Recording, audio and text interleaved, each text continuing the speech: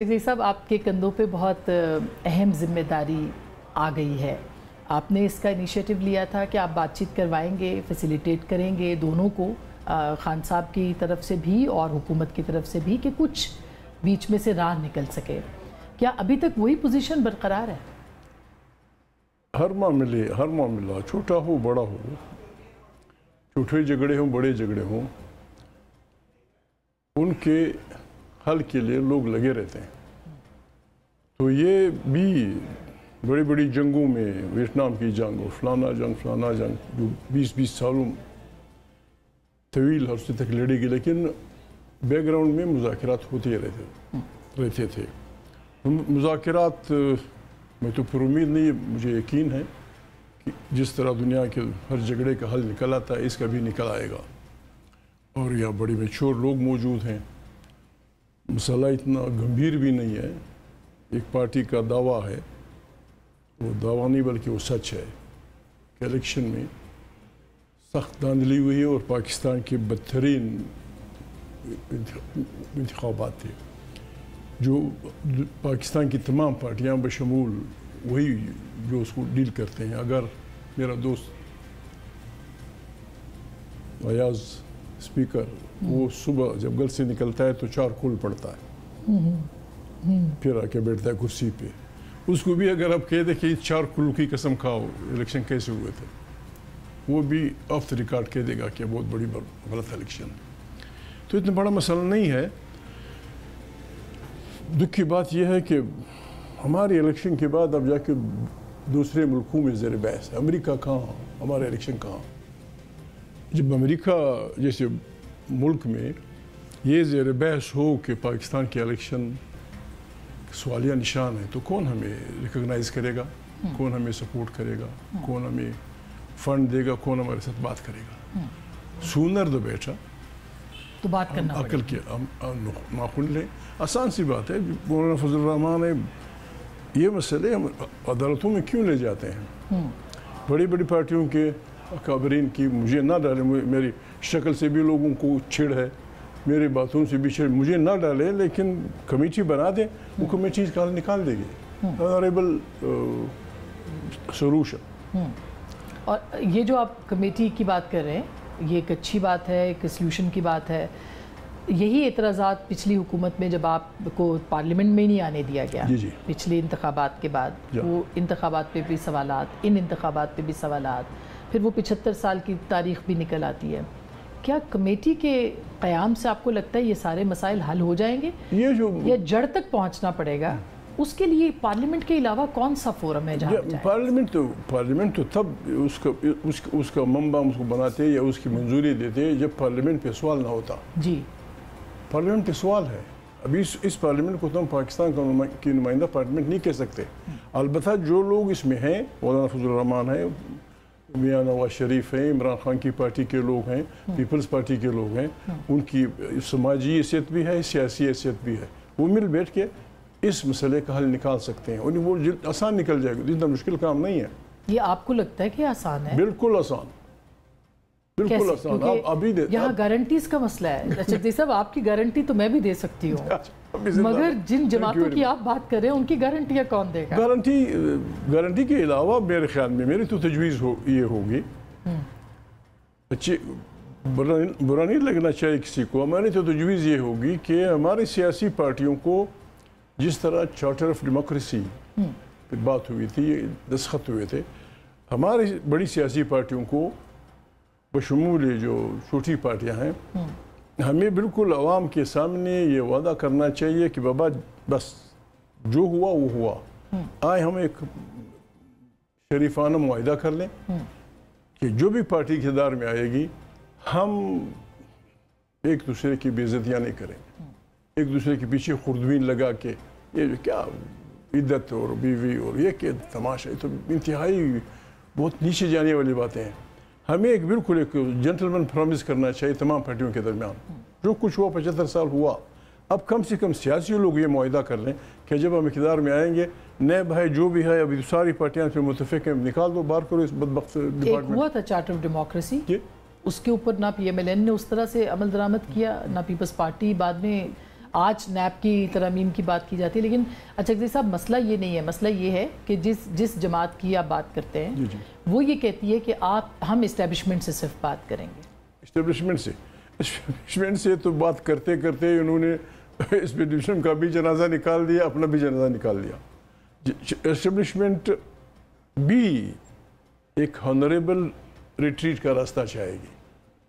انہیں سیاسی پارٹیوں نے یہ بھروسہ دلانا ہوگا کہ بابا پھانسیاں مانسیاں نہیں ہوں گی، آرٹیکل 6 نہیں لگے گا، لیکن ایک سمبولک کہ بابا ان ججوں کے ہم کنڈمنیشن کرتے ہیں جنہوں نے یہ کیا، ان جرنیلوں کے ہم کنڈمنیشن کرتے ہیں. باقی کوئی دوسرا راستہ ہے ہی نہیں. عوام کے ووٹ کے منتخب پارلیمنٹ میں ہم نے بھروسہ کرنا ہوگا اور پارلیمنٹ کو ہم نے طاقت کا سرچشمہ بنانا ہوگا. آئین میں پھر ہر چیز کی وہ ہر ادارے کے حدود معلوم ہے.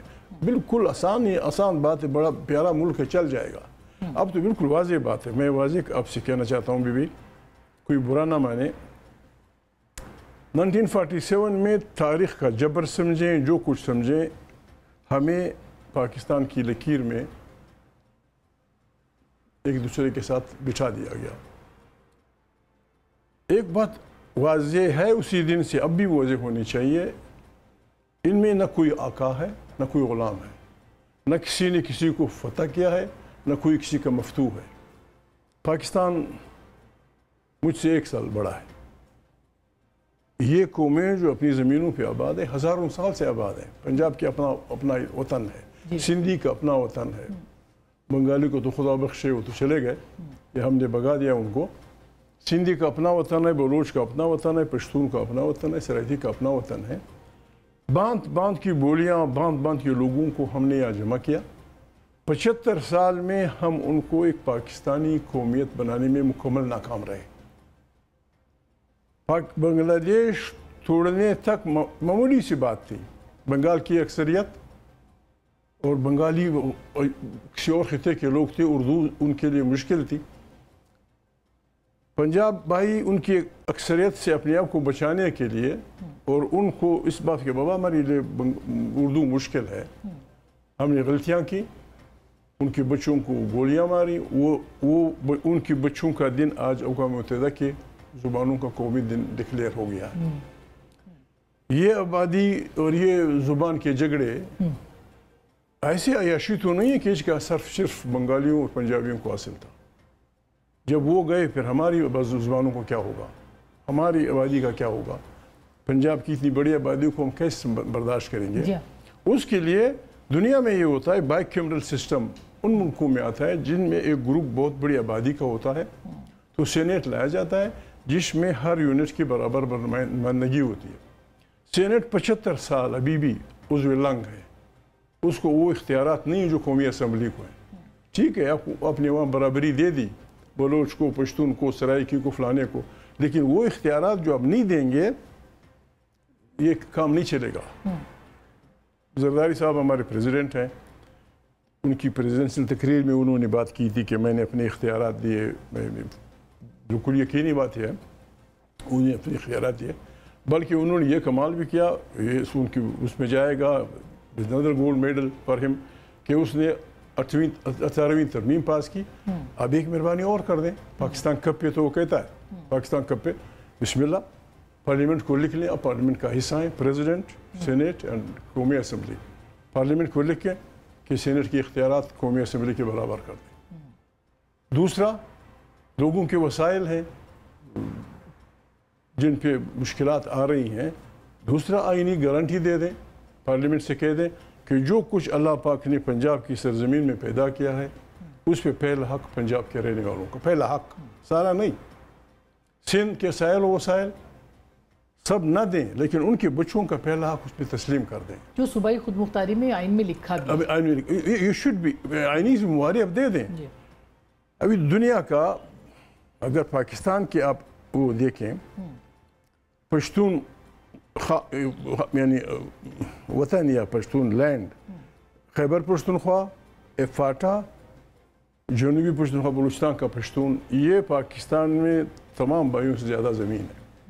دنیا جہان کی نعمتوں سے پر زمین ہے، لیکن لاکھوں مزدور ہمارے آج بھی اس گرمی میں سعودی عرب میں گزارا کر رہے ہیں. اڑاؤ ان کو، وہ جو محنت وہاں کر رہے صحیح کہہ رہے ہیں وہ محنت یہاں کریں گے. تو وہ اسی کا خمیازہ ہے جو آئین پہ عمل نہیں ہوا کہ آج پاکستان یہاں پہ کھڑا ہے چکزئی صاحب. لیکن اب سیدھی سی آخری بات, جی اب پاکستان, بالکل میں ریکویسٹ کرتا ہوں, معافی چاہتا ہوں, پاکستان کو ہماری بدمستیوں نے, ہماری بدکاریوں نے, ہماری رشوت خوریوں نے کھوکھلا کر دیا. اگر اس پاکستان کا کمرے کی ایسے چلیں, بالکل جس طرح چوہے کھوکھلا کرتے ہیں, ہم نے سب کو کھوکھلا کر دیا. یہ بڑے بڑے چوہوں کو رب العالمین نے یہ سینس دیا ہے, وہ سنتے ہیں اس کی آواز کہ بابا گرنے والا ہے, بھاگو, وہ بھاگ جاتے ہیں. ہمارے پاس وہ سینس نہیں ہے.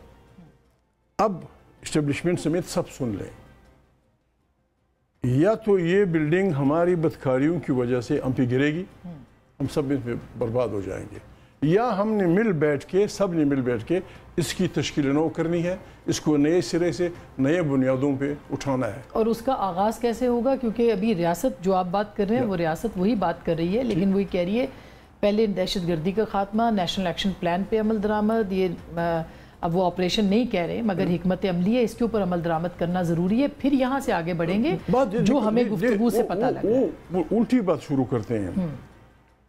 انسان بنیادی طور پہ ملنسار ہے, ایک دوسرے سے ملنے کی خواہش رکھتا ہے. بے انصافی قدرتوں کو جنم دیتی ہے, بے انصافی اختلافات کو جنم دیتی ہے. جب وہ زیادہ ہوتی ہے پھر نفرتیں بڑھتی ہیں اور پھر جنگ کی طرف بڑھتی ہیں. اب بے انصافی چھوڑ دیں, ختم ہو جائے گا. دہشت گردی کہاں کی دہشت گردی؟ جب آپ کسی کے گھر میں گھسیں گے, یعنی آپ یقین کریں بی بی, آپ کو پتہ ہے, اب جرنلسٹ ہیں, اب سب کی بہن ہیں, کہیں جائیں چکر لگائیں, یعنی بلوچ علاقے میں, سندھی علاقے میں, پشتون علاقے میں اللہ کی نعمتوں کے پہاڑ ہیں, پہاڑ ہیں. اب وہاں جا کے کسی ایک ملک کو اپنے ساتھ, کسی محمود کو ملا کے باقی بس پھیرے لگا دیتے ہیں کہ میں آپ کا سونا لے جاؤں گا, میں آپ کے سنگ مرمر لے جاؤں گا. یہ بربادی کا راستہ ہے, اس پہ لوگ لڑائی نہ لیں گے. اچھا جی صاحب, یہ تو آپ جب سے ہم سن رہے ہیں آپ یہی باتیں کرتے ہیں اور اس میں آپ نے کوئی تبدیلی نہیں آئی, آپ کے اصولوں میں بھی کوئی تبدیلی نہیں آئی. آپ جمہوریت پسند بھی نئے نئے نہیں بنے, آئین پسند بھی نئے نئے نہیں بنے, لیکن اب آپ کے نئے نئے جمہوریت پسندوں کے ساتھ دوستی ہے. ان کو آپ اس بات کے اوپر کیسے لائیں گے؟ جو میں وہی بات پہ آتی ہوں کہ وہ کہتے ہیں ہم سوائے اسٹیبلشمنٹ کے کسی اور کے ساتھ بات کرنے کو تیار نہیں ہیں.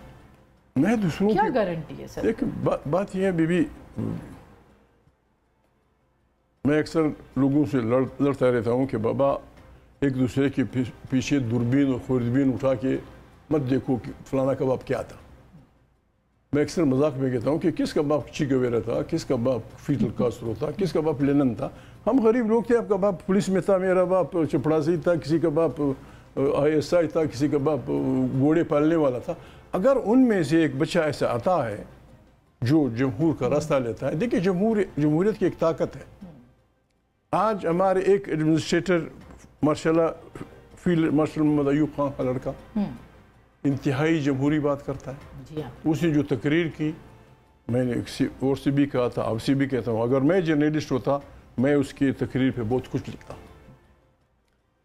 ضیاء اللہ کا لڑکا پارلیمنٹ کا حصہ ہے, اختر عبد الرحمن کے لڑکے پارلیمنٹ کا حصہ ہیں. تو یہ جمہوریت کی طاقت ہے, جمہوریت حل کر دے گی ان باتوں کو. ہم آئیں گے, سب جمہوریت کی طرف آ رہے ہیں. کل کی بات آپ یہ بات منوا سکتے ہیں خان صاحب کو کہ وہ سیاسی لوگوں کے ساتھ, اب وہ کہتے بھی ہیں, کچھ دنوں سے انہوں نے کہا ہے کہ میں سیاسی لوگوں کے ساتھ بات کرنے کے لیے تیار ہوں, مگر وہ جو بیچ میں مگر آ جاتا ہے چکزئی صاحب, اس پہ آپ کیا رول پلے کر سکتے ہیں؟ کیونکہ انہوں نے یہ بھی کہا ہے وہ ہمارے پاس آپ کے بارے میں کہ وہ آفر لے کے آئیں گے تو ہم فیصلہ کریں گے. یعنی خان صاحب کی طرف سے مکمل مینڈیٹ کسی کے پاس نہیں ہے, صرف عمران خان صاحب کے پاس ہے.